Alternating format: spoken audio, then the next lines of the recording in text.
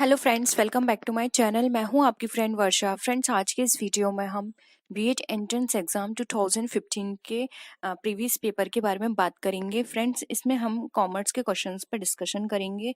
चलिए friends, video को start करते हैं। लेकिन वीडियो को स्टार्ट करने से पहले प्लीज़ मेरे चैनल को सब्सक्राइब कर लीजिए, और अगर आपने चैनल को सब्सक्राइब कर लिया तो इस वीडियो को लाइक कीजिए और अपने फ्रेंड्स के साथ शेयर कीजिए। वीडियो स्टार्ट करते हैं। फर्स्ट क्वेश्चन जो कि 2015 के पेपर में पूछा गया था वो ये था, व्यवसाय प्रेरणा देता है, यानी कि जो व्यवसाय है वो हमें किस चीज का मोटिवेशन देता है? कर चोरी करने का, उत्पादों में मिलावट करने का, कुशलता का, या फिर मूल्य वृद्धि का? तो फ्रेंड्स, जब भी हम बिजनेस करते हैं तो वो हमें ये नहीं बताता कि हमें कर चोरी का मतलब होता है टैक्स को छुपाना है, या फिर उत्पादों में मिलावट का मतलब ये नहीं है कि हम जो भी हम प्रोडक्शन कर रहे हैं उसमें हम मिलावट चीजें हैं या फिर जो लो क्वालिटी की चीजें हैं उनको मिलाएं। कुशलता या मूल्य वृद्धि? तो फ्रेंड्स, इसका जो राइट आंसर है वो है ऑप्शन सी, ये हमें कुशलता सिखाता है। नेक्स्ट है वाणिज्य। वाणिज्य क्या है? ये व्यवसाय का अंग है, व्यापार का अंग है, उद्योग का अंग है, या फिर प्रवर्तन का अंग है? तो फ्रेंड्स, वाणिज्य आपने पढ़ा होगा, बिजनेस जो कि टू पार्ट्स में डिवाइड होता है, commerce and aids to trade. तो फ्रेंड्स, वाणिज्य जो है वो हमारा डिवाइड होता है व्यवसाय के रेफरेंस में। तो हम बोल सकते हैं कि जो व्यवसाय है हमारा, वो वाणिज्य जो है हमारा, वो हमारा व्यवसाय का अंग है। तो ऑप्शन ए हमारा यहाँ पे करेक्ट आंसर है। नेक्स्ट क्वेश्चन है, निम्न में से कौन योजना आयोग के अध्यक्ष होता है? यानी कि इसमें से कौन जो होता है जो योजना आयोग यानी कि प्लानिंग कमीशन का पार्ट होता है? राष्ट्रपति, प्रधानमंत्री, केंद्रीय योजना मंत्री, या फिर केंद्रीय वित्त मंत्री? तो फ्रेंड्स, योजना आयोग का अध्यक्ष होता है प्रधानमंत्री, जो कि उस टाइम का जो भी प्रधानमंत्री होगा वो योजना आयोग का अध्यक्ष बनेगा। तो ऑप्शन बी यहाँ पे हमारा करेक्ट है। नेक्स्ट है, भारत में स्वर्ण जयंती ग्राम स्वरोजगार योजना सर्वप्रथम वर्ष डैश में प्रारंभ की गई? यानी कि जो स्वर्ण जयंती ग्राम स्वरोजगार योजना थी वो कहाँ स्टार्ट की गई फर्स्ट टाइम? 1975, 1984, 1997, या फिर 1999? तो फ्रेंड्स, ये योजना सबसे पहले शुरू की गई थी भारत में 1999 में। तो ऑप्शन डी हमारा यहाँ पे करेक्ट आंसर है। नेक्स्ट है, योग्यता का लगान की अवधारणा किसने प्रतिपादित की थी? यानी कि योग्यता की लगान जो अवधारणा थी वो किसने दी थी? डेविड रिकार्डो ने, वॉन वाइजर ने, श्रीमती जॉन रॉबिन्सन ने, या फिर अल्फ्रेड मार्शल ने? तो फ्रेंड्स, जो योग्यता की लगान जो अवधारणा थी वो दी थी वॉन वाइजर ने। तो ऑप्शन बी यहाँ पे हमारा करेक्ट आंसर है। नेक्स्ट है, अर्थशास्त्र अभाव सीमितता का विज्ञान है, यह परिभाषा किसने दी है? मार्शल, रॉबिन्स, जेएम कीन्स, या फिर कैनन? तो फ्रेंड्स, अर्थशास्त्र अभाव का विज्ञान है यानी सीमितता का विज्ञान है, ये डेफिनेशन दी थी रॉबिन्सन ने। जब इन्होंने इकोनॉमिक्स को डिफाइन किया था तो इन्होंने ये डेफिनेशन दी थी कि अर्थशास्त्र एक अभाव का विज्ञान है। तो ऑप्शन बी हमारे यहाँ पे करेक्ट आंसर है। नेक्स्ट है, प्रतिस्थापना नियम डैश से भी जाना जाता है, यानी कि ये प्रतिस्थापना नियम है वो किससे जाना जाता है? उपयोगिता ह्रास नियम से, समसीमांत उपयोगिता नियम से, सीमांत उत्पादकता से, या फिर मांग का नियम से? तो फ्रेंड, जो प्रतिस्थापना नियम था ये हमारा दिया गया था समसीमांत उपयोगिता नियम से। फ्रेंड्स, अगर आपको इनका डिस्कशन चाहिए तो आप नीचे कमेंट सेक्शन में बता सकते हैं। हम कोशिश करेंगे कि इन पे एक ब्रीफ डिस्कशन रख पाएंगे। उपयोगिता ह्रास नियम क्या होता है, समसीमांत और सीमांत, मांग का नियम क्या होता है? मांग का नियम फ्रेंड्स बहुत इजी है, जो कि हम जब भी हमारे प्राइस में कोई भी चेंजेस आएंगे तो वो हमारे मांग पर इफेक्ट करेंगे, यानी डिमांड पे इफेक्ट करेंगे। प्राइस अगर हाई होगा तो हमारी डिमांड कम हो जाएगी, और अगर हमारा प्राइस लो होगा तो हमारी डिमांड हाई हो जाएगी। लेकिन इसके भी कुछ एक्सेप्शंस हैं। तो अगर आप उन पे वीडियो चाहते हैं एक पर्टिकुलर, तो नीचे कमेंट सेक्शन में जरूर बताइएगा। हम कोशिश करेंगे इस पे एक अलग से वीडियो बनाने की। नेक्स्ट है, निम्नलिखित में से कौन सा मुद्रा का आकस्मिक कार्य है? साख का आधार, विनिमय का आधार, मूल्य का मापक, या फिर मूल्य का संचय? तो फ्रेंड्स, जो मुद्रा का आकस्मिक नियम है, आकस्मिक कार्य है, वो होता है साख का आधार, जबकि मूल्य का मापक, विनिमय का माध्यम है, मूल्य का संचय, ये इसका आकस्मिक कार्य नहीं है। साख का आधार मुद्रा का आकस्मिक कार्य होता है। तो ऑप्शन ए यहाँ पे हमारा करेक्ट आंसर। नेक्स्ट, फ्रेंड्स इन क्वेश्चन का जो प्रिंट है वो इतना क्लियर नहीं है, तो मैं कोशिश करूंगी कि आपको हर चीज एक्सप्लेन हो पाए।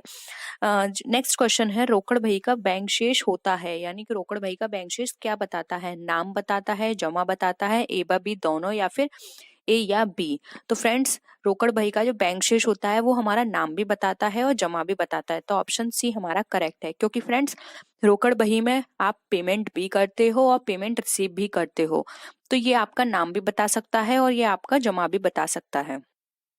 नेक्स्ट है जब सीमांत उपयोगिता शून्य होती है तो कुल उपयोगिता होती है। सीमांत उपयोगिता यानी कि फ्रेंड्स अगर यहाँ पे शून्य होगी तो कुल उपयोगिता क्या होगी? ऑप्शन है हमारे न्यूनतम, अधिकतम, बराबर या फिर शून्य। तो फ्रेंड्स यहाँ पर इसका जो राइट आंसर है वो है ऑप्शन बी, अधिकतम। यानी कि ये सीमांत उपयोगिता अगर हमारी शून्य होती है तो वहां पे कुल उपयोगिता हमारी अधिक होगी। नेक्स्ट है आबिद हुसैन समिति पर अनुशंसा किया, यानी कि आबिद हमीद समिति जो है डैश पर उन्होंने एक्सप्लेनेशन किया, किस पर? निर्यात नीति पर, बी लघु उद्योग पर, सी संरचना पर, या फिर डी वित्तीय क्षेत्र में सुधार पर। तो फ्रेंड्स आबिद हुसैन समिति का जो एक्सप्लेनेशन था वो इन्होंने दिया था निर्यात नीति पर, यानी कि एक्सपोर्ट प्लानिंग पर। तो यहाँ पर इसका ऑप्शन ए करेक्ट है, निर्यात नीति पर अनुशंसा किया। नेक्स्ट है वैधानिक रूप से सेबी की स्थापना कब हुई है?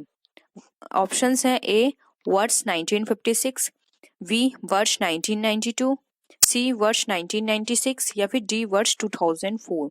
तो फ्रेंड्स जो वैज्ञानिक रूप से सेबी की स्थापना की गई है वो स्थापना की गई है वर्ष 1956 में, तो ऑप्शन ए यहाँ पे हमारा करेक्ट आंसर है। नेक्स्ट है रोजनामचा की प्रविष्टि के लिए नहीं की जाती है, ए दलाली, बी नगद छूट, व्यापारिक छूट या फिर कमीशन। तो फ्रेंड्स अगर हम रोजनामचा यानी कि जर्नल एंट्रीज बनाते हैं तो वहां पर हम किसकी एंट्री नहीं करते हैं? जो हम दलाली यानी कि जो हम कमीशन देते हैं उसकी, नगद छूट यानी कि कैश डिस्काउंट की, व्यापारिक छूट यानी कि ट्रेड डिस्काउंट, डी यानी कि कमीशन। फ्रेंड्स यहाँ पे दलाली हम ब्रोकरेज भी लेके चल सकते हैं, जो हम ब्रोकरेज देते हैं। तो फ्रेंड्स इसका जो राइट आंसर है वो है ऑप्शन सी, व्यापारिक छूट। जब हम व्यापारिक छूट देते हैं तो रोमनांचा में उसकी प्रविष्टि नहीं की जाती है। नेक्स्ट क्वेश्चन पे आते हैं। दोहरा लेखा प्रणाली का नियम पाने वाले को नाम एवं देने वाले को जमा लागू होता है, यानी कि जो हम डबल एंट्री सिस्टम करते हैं तो ऐसा कौन सा अकाउंट है जिसके अंदर उसका नियम है कि पाने वाले का नाम, देने वाले को जमा लागू होता है?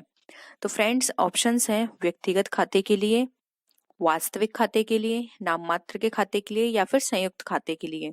तो फ्रेंड्स पाने वाले को नाम एवं देने वाले को जमा, ये नियम लागू होता है व्यक्तिगत खाते पे। तो ऑप्शन ए हमारा करेक्ट है, क्योंकि जो भी पर्सन पाता है यानी कि उसके पास कैश आ रहा है वो हम करते हैं यहाँ पर कैश अकाउंट, उसकी एंट्री हम करते हैं यहाँ पे धनी, और जो हमारे देने वाला जो होता है जिसके पास से कुछ जा रहा है उसके लिए ये क्या है? खर्चा, तो उसको हम करते हैं डेबिट। तो यहाँ पर जो भी अगर हमने रिसीव किया है कुछ भी तो वो किया जाएगा क्रेडिट, और अगर हमारे पास से कुछ जा रहा है वो हमारे लिए खर्चा है तो हम उसको करेंगे डेबिट। तो यहाँ पे ऑप्शन ए हमारा करेक्ट आंसर है। नेक्स्ट है निम्नलिखित में से कौन व्यापारिक संगठन का एक प्रारूप नहीं है, यानी कि जो व्यापारिक संगठन है उसका प्रारूप कौन सा नहीं है? एकल व्यापार, साझेदारी, धर्मार्थ ट्रस्ट या फिर संयुक्त स्कंद प्रमंडल। तो फ्रेंड्स अगर हम व्यापारिक संगठन की बात करें जिसके अंदर हम बात करते हैं सोल ट्रेड, पार्टनरशिप, कंपनी, तो फ्रेंड्स इसके अंदर जो नहीं आएगा वो है धर्मार्थ ट्रस्ट। धर्मार्थ ट्रस्ट फ्रेंड्स किसी, ये व्यापारिक संगठन नहीं होता है, ये किसी की सर्विस के लिए या किसी परोपकार के लिए बनाया जाता है। धर्मार्थ ट्रस्ट किसी की सेवा के लिए, सर्विस के पर्पज से, इसलिए इसको व्यापारिक संगठन में इंक्लूड नहीं किया जाता है। इसके अंदर वो ऑर्गेनाइजेशंस आती हैं जो कि किसी के कुछ प्रॉफिट अर्निंग के लिए होती हैं, जैसे कि सोल प्रोप्राइटरशिप आ गए, पार्टनरशिप आ गई, कंपनी आ गई, ये सारी चीज व्यापारिक संगठन के अंदर इंक्लूड होती हैं। नेक्स्ट है भारत में साझेदारी फॉर्म का संचालन किस अधिनियम से होता है? ऑप्शंस हैं साझेदारी अधिनियम 1920, बी ऑप्शन है साझेदारी अधिनियम 1956, सी ऑप्शन है साझेदारी अधिनियम 1943, एंड डी ऑप्शन है साझेदारी अधिनियम 1932। तो फ्रेंड्स, जो हमारा भारत में जो पार्टनरशिप एक्ट है वो हमारा लागू होता है पार्टनरशिप एक्ट 1932 से। तो ऑप्शन डी यहाँ पे हमारा करेक्ट आंसर है। नेक्स्ट है मुद्रा बाजार का नियमन कौन करता है, यानी कि मुद्रा बाजार है उसको कौन कंट्रोल करता है। ऑप्शंस है वित्तीय संस्थान यानी कि फाइनेंशियल इंस्टीट्यूशन। ऑप्शन बी है भारतीय वाणिज्य बैंक यानी कि हमारा इंडियन कॉमर्शियल बैंक। नेक्स्ट है सी रिजर्व बैंक ऑफ इंडिया यानी कि आरबीआई। डी है विदेशी बैंक यानी कि फॉरेन बैंक। तो फ्रेंड्स, मुद्रा बाजार का जो नियमन होता है वो हमारा इंडिया के अंदर किया जाता है आरबीआई यानी कि रिजर्व बैंक ऑफ इंडिया के द्वारा। तो ऑप्शन सी यहाँ पे हमारा करेक्ट आंसर है। नेक्स्ट है जेबी से के अनुसार रूल ऑफ थ्री नियम लागू होता है, यानी कि ये रूल ऑफ थ्री है वो हमारा किस पे लागू होता है। प्रगतिशील करों पर, अनुपाती करों पर, प्रतिगामी करों पर या फिर अधोगामी करों पर। तो फ्रेंड्स, इसका जो राइट आंसर है वो है ऑप्शन बी, अनुपाती करों पर। जो हमारा रूल ऑफ थ्री लागू होता है वो होता है हमारा अनुपाती करों पर। नेक्स्ट है पूर्वाधिकार अंशधारियों को सामान्यता, यानी कि पूर्वाधिकारी अंशधारी होते हैं उनको ऐसे इनमें से ऑप्शंस में से ऐसी कौन सी चीज है जो उनको प्रोवाइड की जाती है। ऑप्शन ए है मत देने का बराबर अधिकार होता है। ऑप्शन बी है मत देने का अधिकार नहीं होता। सी सीमित मत देने का अधिकार होता है या फिर डी पूर्व मताधिकार होता है। तो फ्रेंड्स, ये नाम से ही यहाँ पे रिफ्लेक्ट हो रहा है, नाम है पूर्वाधिकार अंशधारियों को सामान्यतः, यानी कि जो पूर्वाधिकारी अंशधारी होते हैं उनको मत देने का कोई अधिकार नहीं होता है। ये सिर्फ इनको राइट होता है कि जब डिविडेंड डिस्ट्रीब्यूट किया जाएगा तो डिविडेंड इनको प्रायोरिटी होगी कि इनको सबसे पहले दिया जाएगा, लेकिन इनको किसी भी तरह का कोई भी राइट नहीं होता है कि ये कहीं भी जाके किसी को किसी मीटिंग में वोट कर पाए। तो वोटिंग राइट सिर्फ होते हैं इक्विटी शेयर होल्डर्स के पास। तो ऑप्शन बी यहाँ पे करेक्ट है।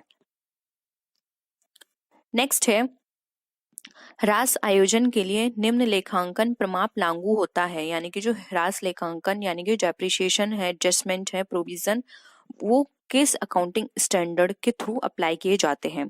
Accounting standard 3, accounting standard 4, accounting standard 5 and accounting standard 6। तो फ्रेंड्स, जो डेप्रिसिएशन लगाया जाता है वो लगाया जाता है अकाउंटिंग स्टैंडर्ड 6 के अकॉर्डिंग।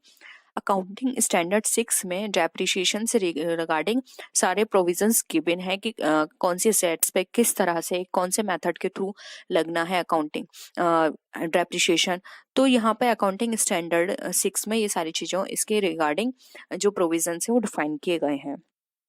नेक्स्ट है अधिकतम सामाजिक लाभ का सिद्धांत किस क्षेत्र से संबंधित है, यानी कि जो अधिकतम सामाजिक लाभ होते हैं उनका सिद्धांत हमें बताना है किस क्षेत्र में आता है। लाभ से, लगान से, ब्याज से या फिर राजस्व से। तो फ्रेंड्स, अधिकतम सामाजिक लाभ का सिद्धांत जो होता है वो होता है हमारा राजस्व से संबंधित। तो ऑप्शन डी यहाँ पे हमारा करेक्ट आंसर है। नेक्स्ट है भारत में प्रथम स्कंद विपणि की स्थापना हुई थी, यानी कि जो फर्स्ट स्कंद विपणि थी उनकी स्थापना कब हुई थी। वर्ष 1857, वर्ष 1877, वर्ष 1887 या फिर वर्ष 1948। तो फ्रेंड्स, अगर हम प्रथम स्कंद विपणि की बात करें तो इसकी स्थापना हुई थी वर्ष 1877 में। तो ऑप्शन बी यहाँ पे हमारा करेक्ट आंसर है। नेक्स्ट है सहकारी समितियों का पंजीयन है, यानी कि जो सहकारी समिति होती है उसका पंजीयन कराना जरूरी है या नहीं, ये हमें ऑप्शंस के अकॉर्डिंग बताना है। तो ऑप्शंस दे रखे हैं ऐच्छिक, यानी कि आप पे डिपेंड करता है कि आप कराएं या ना कराएं। और बी है अनिवार्य, यानी कि कंपलसरी है। सी है हानिकारक होता है या फिर डी वांछनीय है। तो फ्रेंड्स, सहकारी समितियों का जो पंजीयन होता है वो कराना बहुत ही इंपॉर्टेंट होता है, क्योंकि यह सहकारी समितियां जो होती हैं ये हमारे उसके लिए बनाई जाती हैं, जनता के लिए, उनकी सेवा करने के लिए। तो ये सहकारी समितियां जो होती हैं इनका अनिवार्य पंजीयन होना जरूरी है। नेक्स्ट क्वेश्चन पे मूव करते हैं।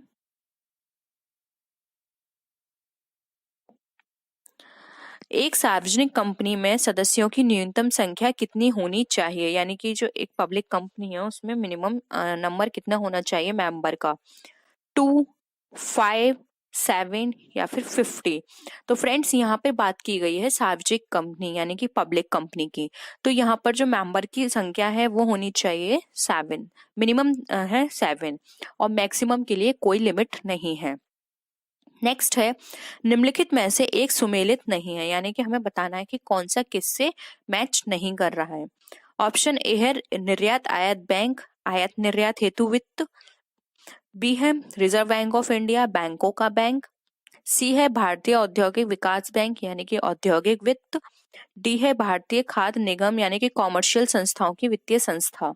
तो फ्रेंड्स यहाँ पे जो सुमेलित नहीं हो रहा है यानी कि मैच नहीं कर रहा है वो है ऑप्शन डी। क्योंकि फ्रेंड्स निर्यात आयात बैंक जो होती है उसका काम होता है कि जो इम्पोर्ट एक्सपोर्ट हो रहा है उसके लिए फाइनेंस प्रोवाइड करना। रिजर्व बैंक होता है बैंकों का बैंक, क्योंकि ये सभी बैंकों को कभी भी फंड की जरूरत होती है तो वो उनको एज अ लोन प्रोवाइड करती है और खुद रिजर्व बैंक भी उनसे लेती है। और थर्ड है हमारा भारतीय औद्योगिक विकास बैंक। तो फ्रेंड्स औद्योगिक विकास बैंक है तो ये उद्योग से रिलेटेड अगर किसी भी फंड की जरूरत होती है तो ये वहां पे किसी भी औद्योगिक जो बिजनेस होते हैं उनको फंड प्रोवाइड करती है। जबकि डी ऐसा नहीं है, जो भारतीय खाद्य निगम है वो कॉमर्शियल संस्थाओं की वित्तीय संस्था नहीं है। तो ऑप्शन डी यहाँ पे हमारा करेक्ट आंसर है। तो फ्रेंड्स ये थी हमारे आज की वीडियो जिसमें हमने 25 क्वेश्चंस को डिस्कस किया। नेक्स्ट 25 क्वेश्चंस को हम अपनी नेक्स्ट वीडियो में डिस्कस करेंगे। और आपको वीडियो कैसी लगी, वीडियो को जरूर बताइएगा नीचे कमेंट सेक्शन में। और इस वीडियो को अपने फ्रेंड्स के साथ शेयर कीजिएगा, वीडियो को लाइक कीजिए।